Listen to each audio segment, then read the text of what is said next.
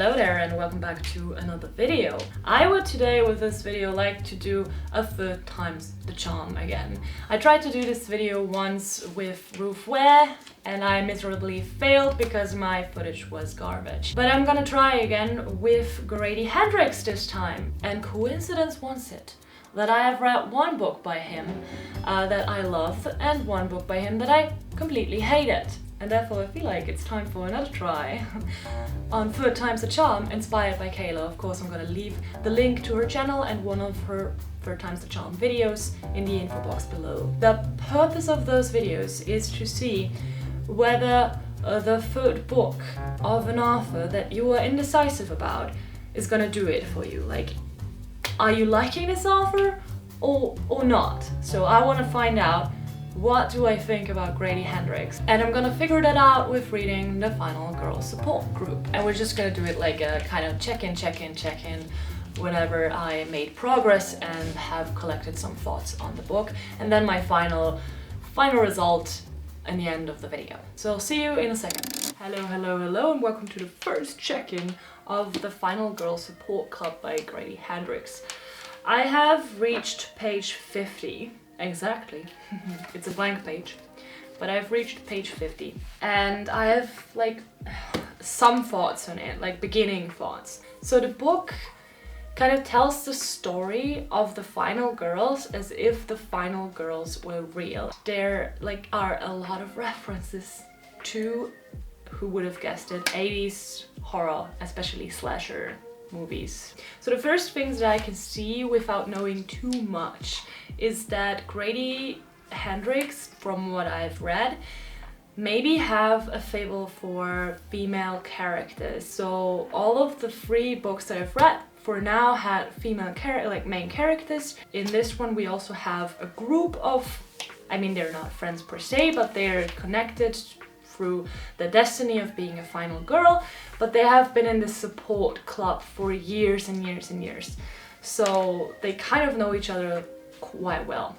Additionally, it seems to be a theme for him that oftentimes also those friend groups do fall out, like they do fight at one point, so there's like hopelessness and stuff like that involved. I have no clue if we're going in that direction, but that is right now what I'm expecting based off his other novels. I think my first thought for this is going to be that I feel like the writing is better than the other books. I think like he improved on writing, and I do have hopes for this book. I do hope, honestly, that I like it. So I'll see you with some other thoughts a little bit later. Hello everybody! Welcome to the 50% check-in. I am at the moment on page 174, yes, which is exactly the middle of the book with 342 pages. I just realized this is not the half of the, okay, never mind, but forgive me. It's around the 50% mark. You can't even see that. I'm sorry, the sun is just fun today again. Now, I have a couple of thoughts that I want to share with you. I feel like I do have a grasp on in which direction this is going to go.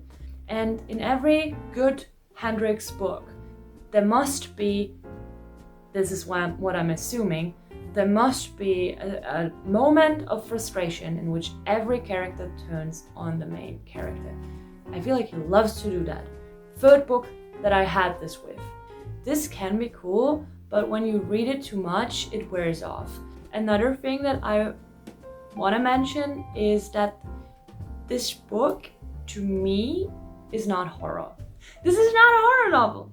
Nothing scary happens in here. The only thing that links that to horror is that the characters in here are based off characters of very famous slasher movies. And I'm gonna admit it, this part is fucking fun. If you know slasher movies, just a couple of them. I don't know every movie that every girl is from, but I've recognized 2 or 3. And whenever that moment happens, I get enthusiastic. I'm like, fuck yeah, I'm so sure that this is this movie and I've seen it and this is great.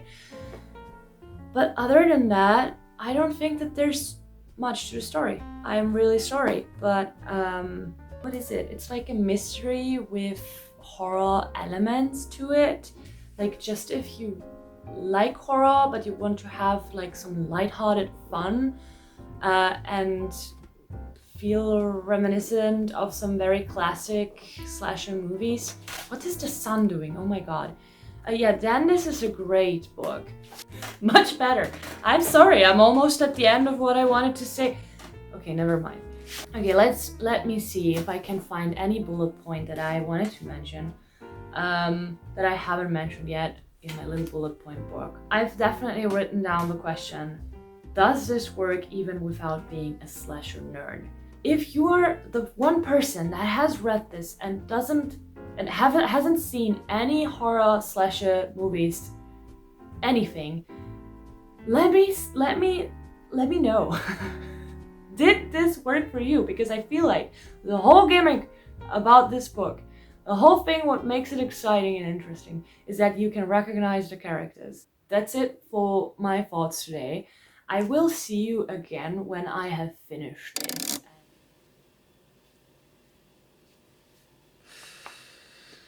I want to be honest, okay?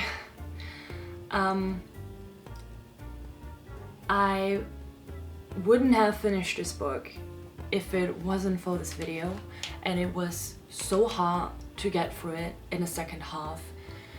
There are a couple of reasons for this. I want to talk about it. I feel like I've earned the right by finishing the book, to talk about my opinions in this video. So, in my opinion, Grady Hendrix does have titles or ideas for books that would make for a really great elevator pitch, or that are a really, really great pitch. But in reality, and when it comes to putting those ideas on paper, it doesn't get above average. And I think I want to quote Kat on this by saying this was the bare minimum. On top of a very average plot, Grady Hendrix also has his idea drawers that he pulls his ideas from, and his plot devices that I cannot name other than Grady Hendrix formula. He does like to do the same things over and over and over again, and it becomes so predictable once you've read more than one book by his, what he's gonna do with his characters. It just becomes redundant to read his books. And at least with the Final Girl support group, I was under the impression of him trying to, make it less predictable by making the storyline more erratic. So it is maybe due to Lynette. I am okay with her being anxiety driven and therefore not all of the time making sense in her actions, but when it comes to trying to follow the overall plot and the purpose of every action, I still feel like it's on the writer to make the reader understand where this is going, and to see like an overarching goal. And to me that wasn't apparent. I couldn't see where this was going. It felt so scattered by this point. I want to retract that I thought this book was well written at first. I think that the descriptions stay very surface level. He has some phrases that he overuses. For example, the "it was until it wasn't" type of sentence, which, to be fair, is overused in general at the moment, but I saw it more than 3 times in this book, like in the second half of it. And I feel like even once is more than enough at this point. So the whole book, the whole construction, it just feels so careless, so loveless. You have a brilliant idea and you don't do anything with it. But you know, this idea, however brilliant it might be, it just doesn't carry a story. I am sorry, but this was boring, predictable, nothing special, so overdone, a waste of time. I felt like I was wasting my time. This is the worst ever outcome for me with a book. I don't ever want to feel like I wasted my time. I don't know. Like, listen, I am just disappointed. And also, I can only mention it again, the fact that this is not horror, it is more of a mystery whodunit with very arbitrary plot twists even. I'm like... I'm just so sad for the lost potential in this. At this point, it's very apparent to me, and probably to you as well, that I am not going to pick up another Grady Hendrix, at least not in the near future. I will not say never ever, but no. I have no desire in reading something that I already know the outcome of as soon as I started. Like, what's the point? What's the wasted potential? I can't say it enough. Anyways, thanks so much for watching, and sorry that it took such a disappointing turn. However, I wish that you have a great day, and I will see you at another time in another video. Bye!